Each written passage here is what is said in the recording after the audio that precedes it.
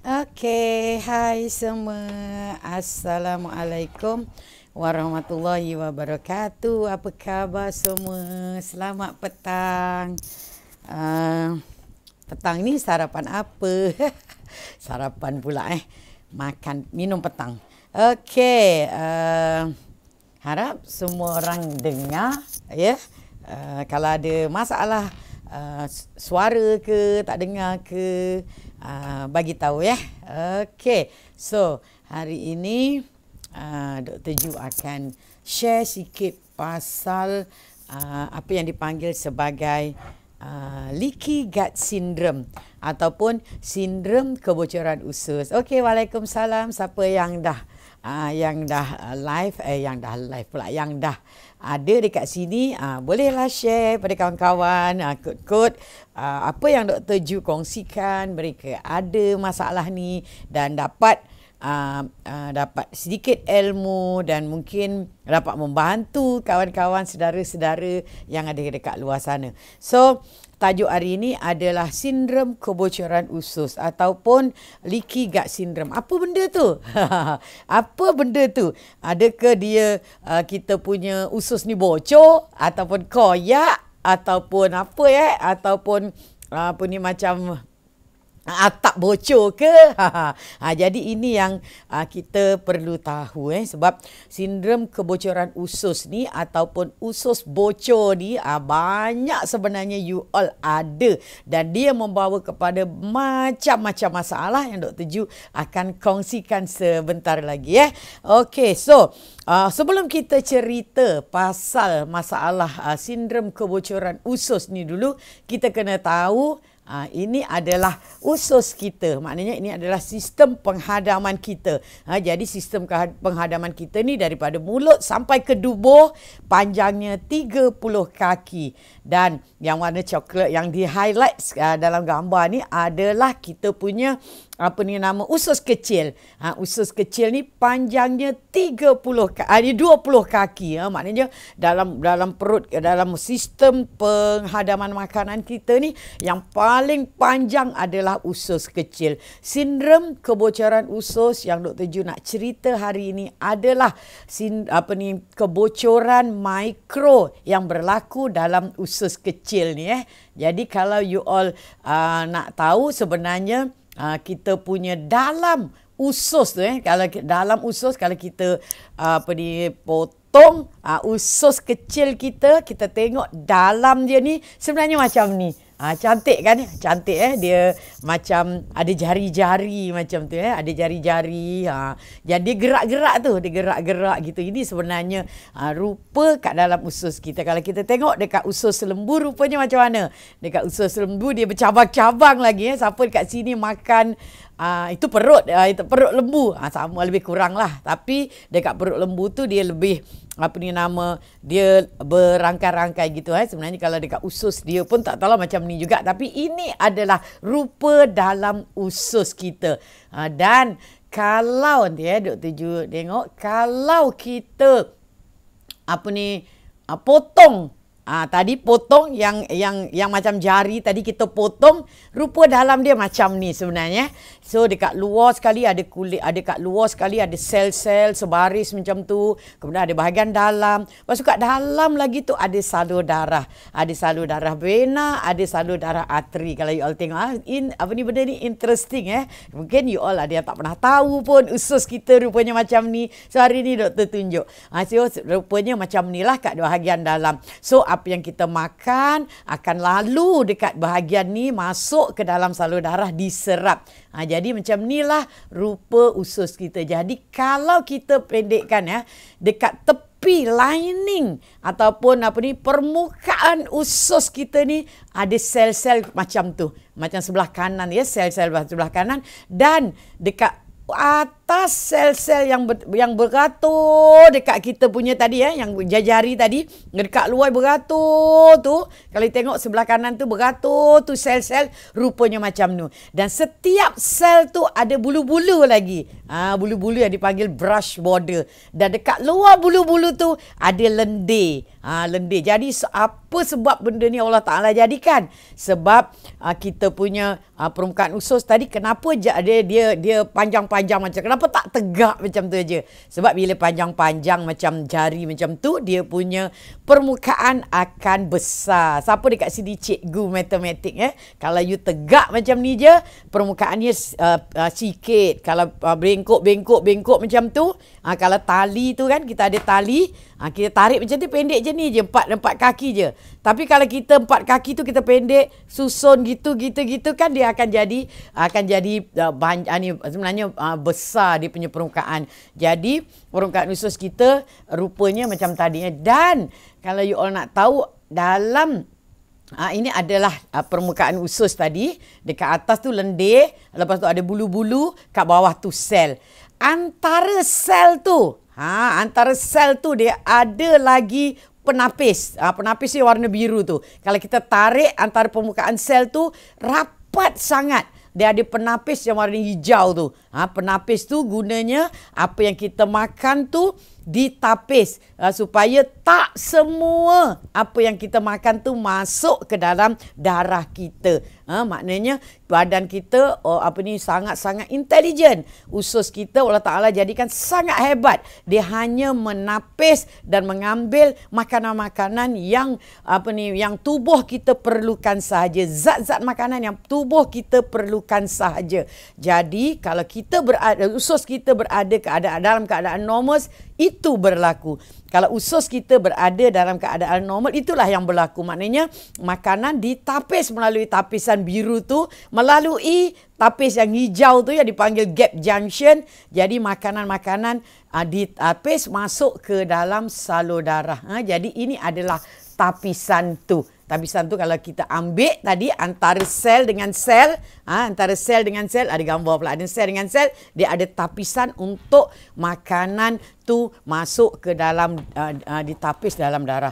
Sindrom kebocoran usus adalah sindrom di mana tapisan tu koyak, tapisan tu pecah. Jadi apa yang kita makan akan masuk ditapis tu, tapisan tu pecah. Cuba bayangkan tapisan tu pecah. Jadi makanan kita masuk direct terus ke dalam salur darah. Makanan yang bukan makanan, maknanya apa yang masuk dalam perut kita belum cukup ada penghadaman masuk ke dalam darah kita. Itu adalah sindrom kebocoran usus. Jadi maknanya usus kita bengkak. Dalam dinding usus kita cedera, bengkak, dan menyebabkan kalau biasa tak bengkak, dia rapat macam tu. Bila permukaan usus kita bengkak, dia longgar macam tu. Kalau biasa tapisan dia rapat macam tu. Bila dah bengkak, tapisan dia longgar. Maknanya sindrom kebocoran usus adalah sindrom di mana permukaan usus kita bengkak, cedera dan menyebabkan apa yang kita makan pergi ke dalam darah kita. Jadi Dr. Ju percaya ramai antara you all kat sini ada masalah ini, ada masalah ni. Sebab selalu kita ingat kita punya usus ni adalah satu macam umpama satu tube yang panjang daripada atas sampai bawah. Apa yang kita makan terus ke bawah keluar. Kalau macam tu tak ada masalah. Masalahnya sekarang apa yang kita makan tu perlu melalui perut, perlu melalui usus kecil, perlu melalui usus besar dan perlu dihadamkan, dihancurkan. Dan dalam mulut kita saja dah mula dihancurkan. Dekat esophagus, dekat perut, asid dalam perut kita dah mula hancurkan. Dan protein dalam perut kita dah mula dihancurkan dalam usus dalam perut kita. Lepas tu masuk ke small intestine ataupun usus kecil. Dalam usus kecil ni lagi dihancurkan. Banyak enzim-enzim, banyak benda yang dikeluarkan oleh usus kecil kita untuk memecah-mecahkan makanan yang kita makan tadi supaya dalam bentuk yang paling kecil kecil sekali supaya boleh diserap masuk ke dalam badan kita. Subhanallah, itu sebenarnya apa yang berlaku kat dalam badan kita. Jadi apa berlaku bila usus kita bengkak? Jadi maknanya bila usus kita tu bengkak, maknanya kenapa leaky gut syndrome berlaku adalah bila usus kita bengkak. Selalunya usus kita bengkak adalah disebabkan oleh serangan oleh bakteria luar. Maknanya bila ada ketidakseimbangan antara first liner kita kalah lah, senang cerita. First liner kita dalam usus kita adalah kita punya bakteria baik. Maknanya ataupun dipanggil mikroorganisma ataupun microbiome. Microbiome adalah mikroorganisma yang duduk kat dalam usus kita yang bekerja untuk membantu kita. Banyak sangat dia punya kegunaan sebenarnya. Salah satu, maknanya antara 10 dia punya fungsi microbiome ni ataupun orang Melayu selalu panggil bakteria baik ni, antara fungsinya adalah menjaga permukaan usus kita supaya tidak diserang oleh bakteria jahat. Bakteria jahat ataupun dipanggil patogenik bakteria, iaitu selalunya dalam usus kita normal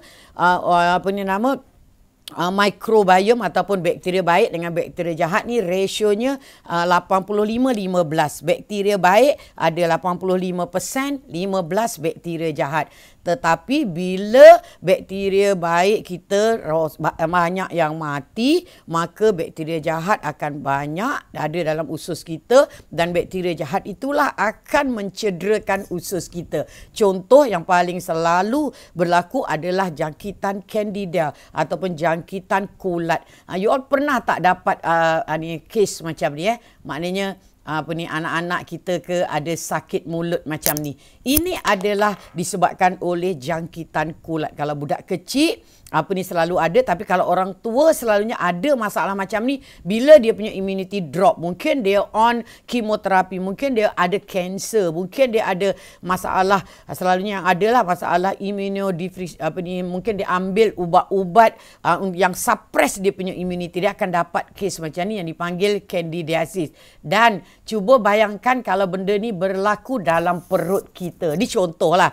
Contohnya berlaku dalam usus kita. Maka usus kita diserang oleh patogenik bakteria. Bakteria seperti kulat dan lain-lain lah. Jadi kita punya permukaan usus bengkak. Maka kita dapatlah masalah yang dipanggil sebagai leaky gut syndrome ataupun sindrom kebocoran usus. Okey, jadi itu adalah apa yang Dr. Ju maksudkan sebagai sindrom kebocoran usus. Jadi apa berlaku bila kita ada masalah sindrom kebocoran usus ni? Maknanya apakah tanda-tanda yang you all ni sebenarnya, anda ni sebenarnya ada masalah sindrom kebocoran usus ni? Okey, so of course lah, yang pertama of course lah you all akan rasa yang simptom-simptom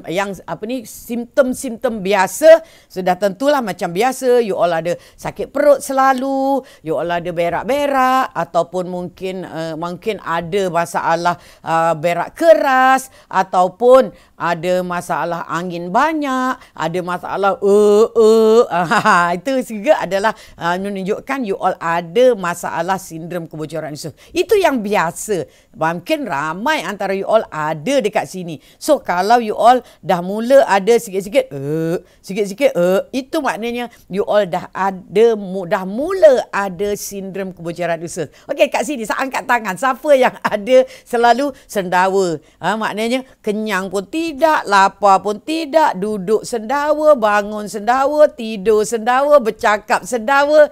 Awas ya, you all mungkin dah ada sindrom kebocoran usus. Okey, itu adalah yang biasa kita jumpa, tanda-tanda orang ada sindrom kebocoran usus ataupun you punya usus ada masalah.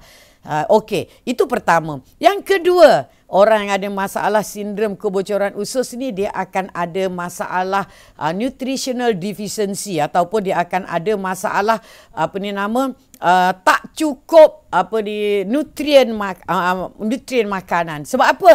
Sebab usus kita ni adalah tempat di mana makanan kita dicernakan. Makanan yang besar-besar tu dihalus-haluskan untuk diserap masuk ke dalam badan. Jadi bila kita ada masalah kebocoran usus tu, maknanya usus kita ada masalah. Maknanya usus, dekat permukaan usus yang tadi yang Dr. Ju tunjuk tadi, sel-sel tu dia adalah our second liner. Dekat situ dia keluarkan macam-macam. Dia ada keluarkan enzim, dia ada keluarkan histamin untuk melawan bakteria jahat. Maknanya dia ada macam-macam kat dalam tu untuk membantu kita buat penghadaman dan juga untuk membantu kita absorption makanan, nutrien yang kita perlukan. So, bila kita punya usus ada masalah, kita ada kebocoran ni, maknanya kita akan dapat masalah indigestion ataupun kita akan ada masalah nutritional deficiency, dan kita sebab breakdown tadi ataupun pemecahan makanan tadi berlaku dengan tidak sempurna. Jadi kita akan ada masalah kekurangan fat, essential fatty acid ataupun essential fatty acid adalah lemak, kekurangan lemak yang kita makan ni sebenarnya bila masuk dalam badan kita, dia ni banyak fungsinya. Salah satu fungsinya adalah dia menyerap untuk kita membawa vitamin A, D, E, K. So bila kita kekurangan lemak dalam darah kita, kita akan kekurangan vitamin A, D, E, K tadi. So yang kedua, kita juga boleh kekurangan asid amino ataupun kita kekurangan protein. Sebab digestion tidak berlaku dengan sempurna, maka protein yang kita makan akan keluar balik dan sedikit sahaja yang ada yang masuk ke dalam badan. Jadi kita akan ada masalah nutritional deficiency ataupun kita akan ada masalah kekurangan zat makanan. Karbohidrat pula macam mana? Bila kita ada masalah leaky gut syndrome ataupun masalah usus kita ni ada masalah, kita akan ada masalah pencernaan karbohidrat. Jadi karbohidrat ni sebenarnya kalau kita makan dia perlu dicernakan. Kalau tidak dicernakan, maknanya karbohidrat tu tidak dihadamkan ataupun tidak berlaku penghadaman pada karbohidrat. Karbohidrat tu akan terus lalu masuk ke dalam usus kita dan pergi ke usus besar dan menyebabkan bakteria jahat waktu tu banyak kan. Orang yang ada masalah sindrom kebocoran usus ni selalunya dia punya bakteria jahat banyak dalam usus kita. So kalau karbohidrat tu tidak dihadamkan, karbohidrat tadi akan menjadi makanan kepada bakteria dalam usus kita, especially dekat usus besar. Jadi kita akan dapat masalah tadilah angin banyak sebab benda tu kan dia akan bila dia membusuk dekat dalam perut, jadi menyebabkan kentut kita pun bukan main busuk lagi, kadang berak cair dan dia akan mengeluarkan banyak gas. Kita akan kita akan ada masalah juga itu angin-angin. Apakah dia angin-angin yang kita cakap selalunya bila dia pergi jumpa dengan bidan, picit sini picit sini bidan kata ini angin. Adakah angin tu berada dalam otot kita? Cuba Dr. Ju tanya. Logik ke angin tu berada dalam lutut kita? Sebenarnya salah. Sebenarnya angin tu berada dalam usus kita yang 20 kaki. 20 kaki cuba you all ambil tali, ukur 20 kaki berapa panjang. Sangat panjang. So, bila usus kita ada masalah, dia keluarkan, maknanya dia keluarkan rembesan, dia keluarkan angin, dia keluarkan asid, dia keluarkan macam-macam. Jadi itulah menyebabkan angin banyak kat dalam perut kita. So, kita kena tahu bahawa otak kita dengan kita punya usus ni dia ada aksis, dia ada connection, dia ada network. Jadi apa yang berlaku dekat usus, otak kita tahu. Jadi otak kita tahu. So, kalau kita, siapa yang jaga, yang kontrol kita punya otot-otot dalam badan kita, yang kontrol otot-otot dalam badan kita, otot kat sini ke, otot kat badan ke, kat kaki ke, kat perut ke, kat pinggang ke, yang kontrol juga otak kita. So, bila kita ada masalah usus dan kita picit-picit kat sana, kenapa kita keluar angin tu? Sebab ini adalah sebabkan otak kita ni yang bertindak balas. Sebab otak kita yang kontrol usus kita, yang kontrol kita punya ni otot-otot. Jadi kalau you all ada masalah angin banyak, maknanya you all ada masalah usus. Jadi you all kena ambil tahu benda ni. Itu adalah yang kedua. Maknanya pertama tadi you all akan ada masalah perut lah, sakit perut lah, berak keras semua.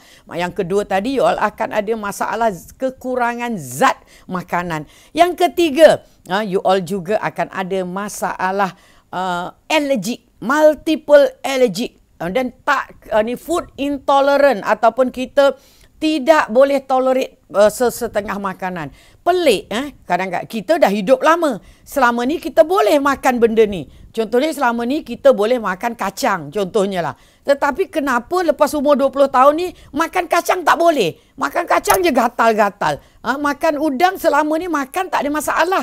Dah 20 tahun makan udang. Tiba-tiba 25 tahun udang tu pun tak boleh dimakan. Maknanya kita dah ada food intolerance. Kita dah ada allergic. Kenapa benda ni berlaku? Disebabkan oleh penghadaman yang tidak sempurna. Disebabkan usus kita ada masalah. Jadi bila usus kita ada masalah, kita punya makanan tidak dihadamkan sampai ke limit yang paling kecil yang boleh badan kita terima. Jadi maknanya patutnya dia dihadamkan, kalau misalnya karbohidrat dia jadi gula. Kalau protein dia jadi amino acid, baru dia serap masuk dalam darah. Tetapi apa yang berlaku adalah apa yang kita makan tu dia belum lagi habis halus, dia besar lagi dah masuk ke dalam darah. Yang bila keadaan tu maknanya bila partikel makanan tu tidak ke tahap yang paling kecil yang badan you terima, dia besar sikit, dan besarnya tu selalunya adalah kita panggil 100 kalau maknanya kan daripada glukos ni kalau dia punya besar 100 hingga 200 kali ganda daripada yang patutnya kita absorb masuk dalam darah tadi. Dan kalau dia besar macam tu, dia ini dipanggil allergen. Dia maknanya badan kita ambil tak terima dia. Maknanya badan kita anggap dia ni adalah musuh kita. Jadi bila kita makan saja, maknanya protein tu masuk dalam badan kita dan badan kita tengok dia bukan amino acid, dia benda lain. Jadi dia anggap benda tu macam virus, macam bakteria. Jadi badan kita bertindak balas kepada allergen tu. Jadi menyebabkan kita akan dapat food intolerant, kita akan dapat gatal-gatal, kita akan dapat masalah allergi. Maknanya food intolerant lah, maknanya kita akan tak boleh makan itu, tak boleh makan ini. Bila makan je gatal, bila makan je ada masalah. Itu adalah disebabkan oleh usus kita ada masalah, dan kita ada masalah yang dipanggil leaky gut syndrome atau sindrom kebocoran usus. Okey, siapa ada kat sini masalah macam ni? Food intolerant. Tiba-tiba tak boleh makan udang. Habis sebelum ni boleh pula, tiba-tiba tak boleh makan ayam KFC. Ayam dekat rumah boleh pula. Contohnya macam itulah. Okey, itu adalah tanda ketiga tadi. Tanda keempat adalah ruam pada kulit. Ruam pada kulit. Kenapa kita ada ruam pada kulit? Contohnya ruam pada kulit ni ataupun dipanggil skin rashes ni, contohnya jerawat banyak ataupun eczema. Eczema juga adalah disebabkan oleh masalah sindrom kebocoran usus. Sebab apa berlakunya benda ni? Sebab kita kena tahu. Dr. Ju ada berbagi itu hari ada live pasal liver detox. Maknanya dalam tubuh kita ni bila kita ada masalah banyak toksik dalam badan kita, jadi badan kita akan keluarkan toksik tu melalui liver, iaitu melalui usus, kan, melalui kidney, buah pinggang, melalui kulit, dan juga hati, buah pinggang, kulit, dan juga liver. Betul, dah terbalik. Liver, kidney, lung, skin, paru-paru. Dah terlajak-lajak. So maknanya kita buang toksik dalam badan kita, sama ada melalui usus, melalui buah pinggang, melalui paru-paru atau melalui kulit. Jadi kalau usus kita ada masalah, Selalunya bila usus kita ada masalah, toksik dalam badan kita tidak boleh dibuang. Jadi dia akan buang toksik kita melalui kulit. That's why bila toksik banyak berada dekat kulit disebabkan oleh pencernaan yang tidak maksimum, dia menyebabkan kulit kita ada keluar ruam. Jadi ruam adalah disebabkan oleh toksik dalam badan kita, tidak boleh dibuang dengan sempurna oleh usus kita yang ada masalah, dan toksik itu dibanyakkan lagi bila kita ada masalah sindrom kebocoran usus. Maknanya apa-apa toksik yang ada dalam usus kita, sebab kita kena tahu bahawa bila bakteria jahat banyak dalam usus kita, dia sendiri mengeluarkan toksin.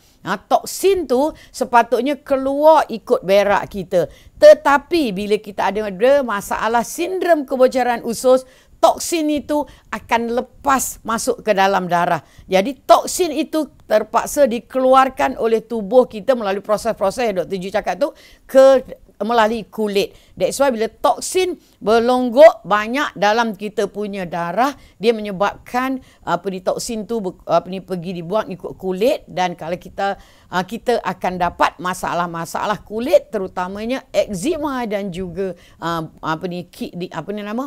acne. Okey, itu adalah nombor 4. Nombor 5, tanda-tanda you ada masalah kebocoran usus adalah bila you ada poor immune system. Maknanya bila immune system anda sangat-sangat teruk. Maknanya maknanya kita sikit-sikit demam, sikit-sikit batuk, sikit-sikit ada masalah jangkitan kuman. Maknanya kalau orang tu ada bisul, asyik ada bisul saja. Sebab immune system kita drop. Selalunya immune system drop ni bila kita ada masalah lain kan. Bila kita mungkin kita tak cukup zat makanan ke apa. Tetapi yang kat sini, kenapa immune system kita drop? Sebab badan kita sibuk bertindak balas untuk bertindak balas dengan antigen tadi yang menyebabkan allergic. Dia bertindak balas untuk betulkan inflammation ataupun radang disebabkan oleh apa yang kita makan bocor ke dalam darah kita dan menyebabkan benda-benda yang tidak patutnya masuk ke dalam darah kita, seperti toksin, seperti racun-racun yang kita makan. Mungkin kita ada perasa, pewarna, pengawet ataupun racun-racun dalam proses food yang kita makan. Benda itu menyebabkan banyak radang dalam badan kita. Radang dan juga allergic.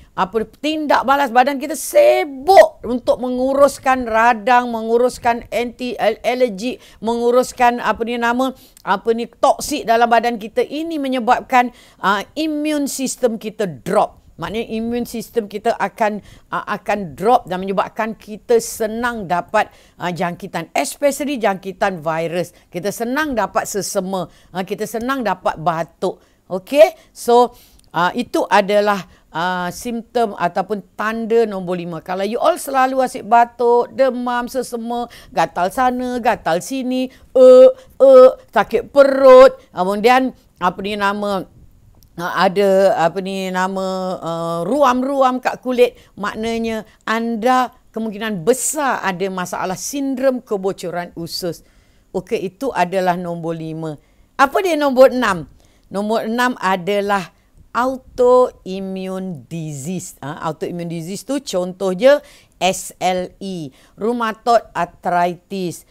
Apa lagi? Contohnya juga celiac disease, Crohn disease, Hashimoto disease. Maknanya apa dia autoimmune disease? Autoimmune disease adalah penyakit di mana badan kita keluarkan antibody yang attack badan kita sendiri. Kenapa benda tu berlaku pada orang yang ada masalah sindrom kebocoran usus ni? Sebab bila kita ada antigen tadi masuk dalam badan kita, kita ada invader masuk ke dalam salur darah kita, dalam darah kita, apa berlaku? Kita ada third liner. Third liner kita adalah kita punya sistem antibody. Sistem antibody akan melawan semua. Kalau bakteria yang ada dalam usus, dalam darah kita, dia keluarkan antibakteria, dia keluarkan antivirus, dia keluarkan antifungus. Tetapi apa berlaku jika benda tu yang dikeluarkan tu adalah benda yang nak dineutralkan, yang nak di attack tu adalah yang susah. Dia cuba nak attack tapi tak boleh mati pula sebab benda tu adalah kimia. Mungkin benda tu racun sayur, racun yang ada kat sayur kita. Jadi lama-lama badan kita keluarkan antibody yang salah. Antibody tu dipanggil auto-antibody. Auto-antibody tu adalah antibody yang patutnya protect badan kita, tetapi ini antibody kita attack badan kita. Jadi antibody tu bergantung kepada penyakitnya. Kalau antibody tu attack kita punya thyroid, kita dapat penyakit dipanggil Hashimoto disease. Kalau attack kita punya nerve, kita akan kalau attack kita punya sendi-sendi, kita akan dapat penyakit yang dipanggil rheumatoid arthritis. Dia menyerang sendi macam tu. Dan kalau dia menyerang kulit, macam ni, ini penyakit ni dipanggil psoriasis. Siapa ada psoriasis? Siapa ada keluarga yang ada psoriasis? Psoriasis adalah auto antibody tu menyerang orang tu punya kulit. Jadi dia kulit dia ada bersisik macam ni. Dan psoriasis bezanya dengan eczema adalah psoriasis selalunya tak gatal. Selalu ada kat kulit berkopak, buruk sangat. And then kadang-kadang kat badan, kat tangan, sekeping gitu. Itu dia beza dia dengan kurap. Kurap dia kat luar saja dia ni. Kalau psoriasis dia tebal macam tu dan dia bersisik.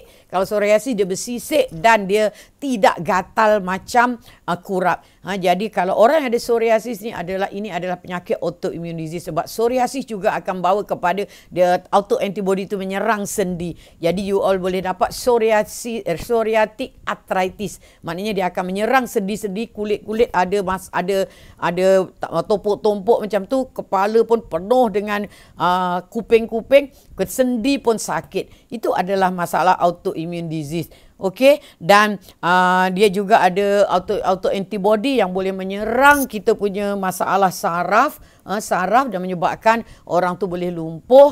Dan juga kalau you all pernah tengok ni, ada pernah tengok tak orang yang ada masalah sopak macam ni?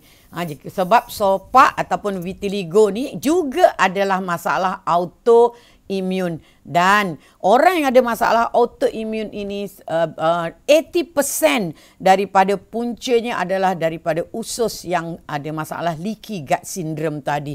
Dan kalau you all dekat sini ada masalah yang Dr. Ju cakap tadi, maknanya masalah autoimmune disease sama ada rheumatoid arthritis, SLE, mungkin you ada vitiligo, mungkin you ada masalah celiac disease ataupun thyroid thyroid toxicosis yang dipanggil Hashimoto disease, ataupun mungkin ada masalah vitiligo, maknanya anda punya usus ada masalah. Sebab only 20% daripada orang yang ada masalah autoimmune disease ni adalah disebabkan oleh benda lain. Maknanya disebabkan mungkin dia dapat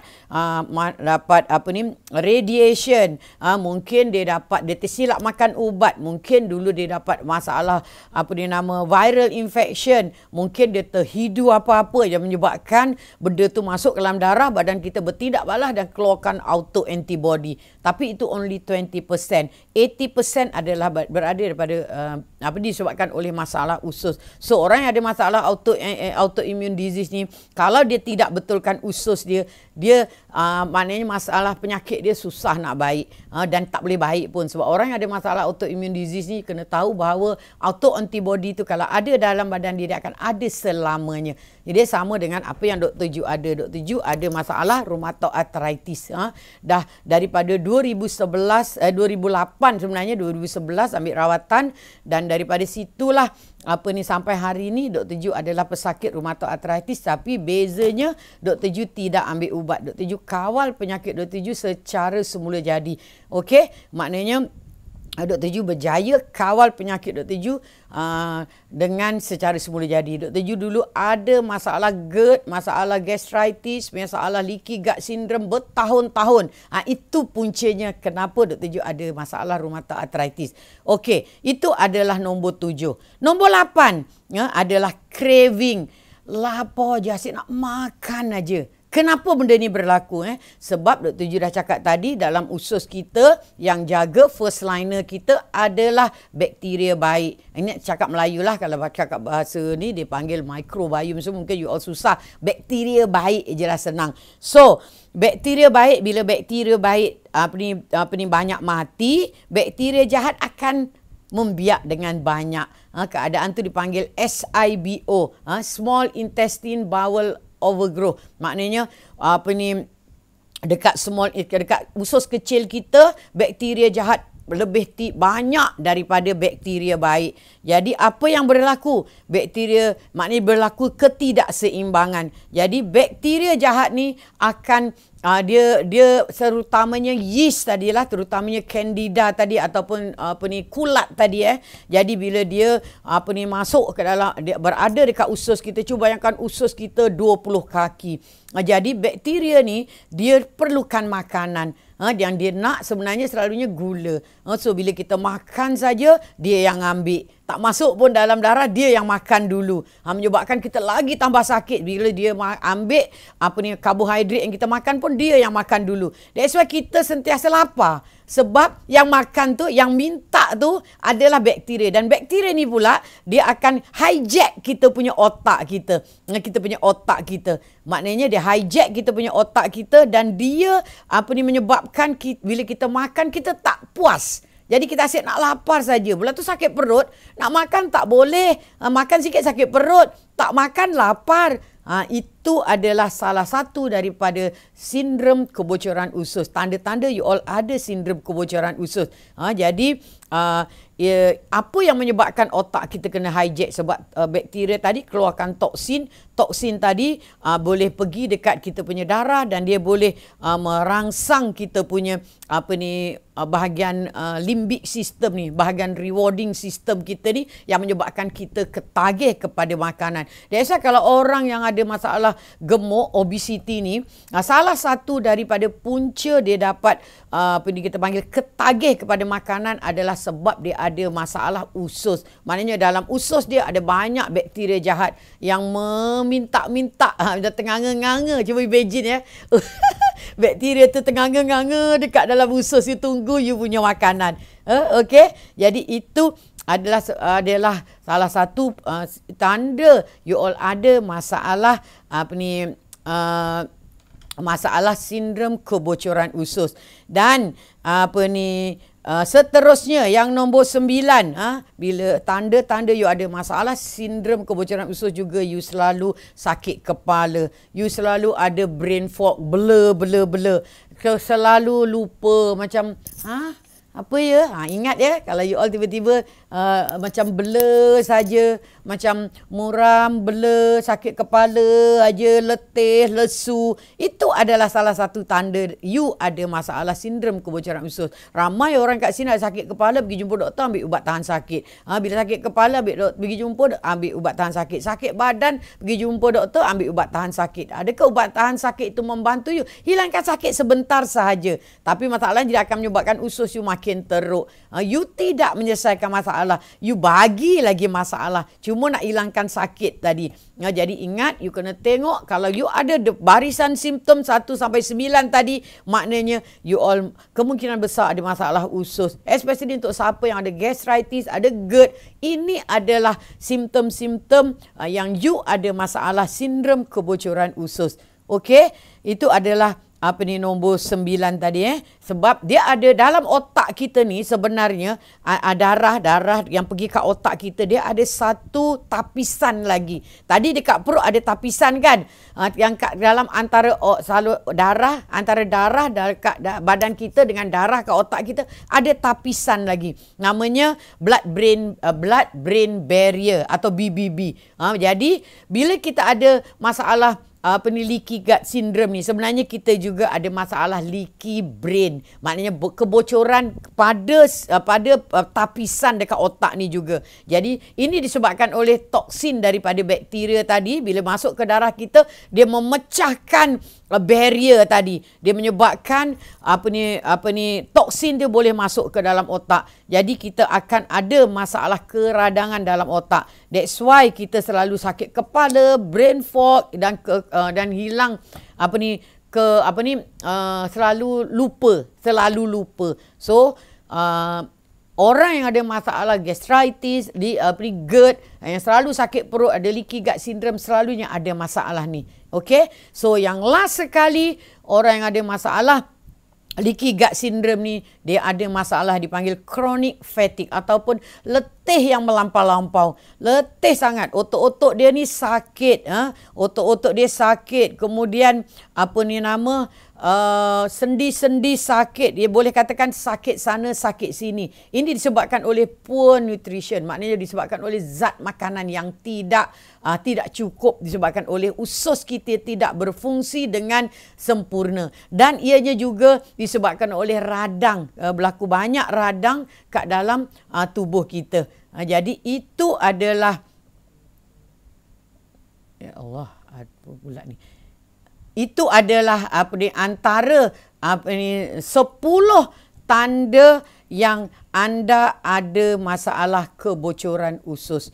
Okey? Jadi untuk siapa-siapa yang ada dekat sini yang ada masalah kebocoran usus kat sini, jadi you all kalau ada yang tanda-tanda tadi, mungkin you ada gastrik, mungkin you ada GERD, mungkin you ada masalah yang Dr. Ju cakap tadi, sakit badan, brain fog, sakit kepala saja, kemudian ada masalah sakit-sakit sendi, dan apa lagi tadi, ada 10 simptom tadi kan, you all macam mana cara nak betulkan masalah ni?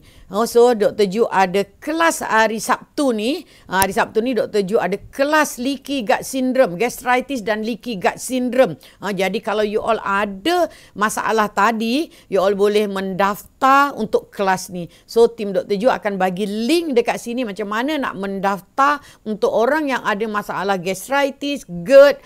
GERD ni adalah gastroesophageal reflux disease, di mana you sakit perut, kemudian you sampai ke dada. Kemudian you batuk tak boleh baik.